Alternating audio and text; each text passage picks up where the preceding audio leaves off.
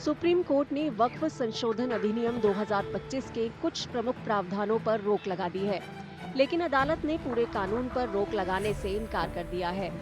मुख्य न्यायाधीश बी.आर. गवई और न्यायमूर्ति ऑगस्टाइन जॉर्ज मसीह की पीठ ने सोमवार को वक्फ संशोधन अधिनियम से जुड़े मामले पर अंतरिम आदेश पारित किया। These are interim directions which have been passed. The larger matter, of course, remains sub judice, and that we all expect would be referred to a larger bench, probably a constitution bench. Supreme court ने जिन प्रावधानों पर रोक लगाई है, उनमें केवल पिछले 5 साल से इस्लाम का पालन करने वालों को ही वक्फ बनाने की अनुमति देने वाला प्रावधान भी शामिल है।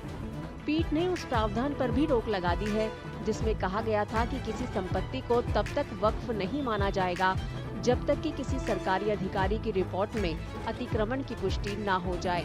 यानी ये कि कोर्ट ने अधिकारी को किसी संपत्ति को सरकारी भूमि घोषित करने और राजस्व अभिलेखों में बदलाव करने का अधिकार देने पर भी रोक लगा दी है। The direction so far has been very clear on certain issues being that the practicing criteria or the qualification criteria of a Muslim to be a part of such a board has been struck down, has been stayed absolutely. No longer the requirement of 5 years is required. Secondly, the directions or the provisions of the Act pertaining to the collector's report on the basis of which the Waqf property could be alienated, that has also been stayed. Thirdly, there has been time that has been granted to all properties irrespective of their status for registration in the Umeed portal, and thereby continuing the recognition of Waqfs in the country.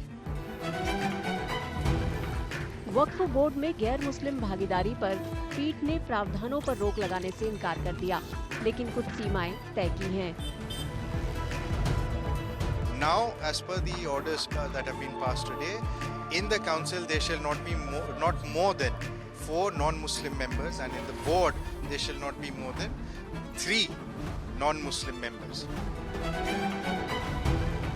न्यायालय ने स्पष्ट किया है कि उसका अंतरिम आदेश याचिकाकर्ताओं या सरकार को अंतिम सुनवाई के दौरान कानून की संवैधानिक वैधता पर पूर्ण तर्क प्रस्तुत करने से नहीं रोकेगा।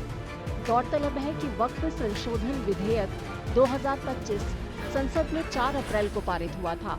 3 अप्रैल को लोकसभा में 12 घंटे से अधिक और उसके बाद राज्यसभा में 14 घंटे की गहन चर्चा के बाद इसे मंजूरी दी गई।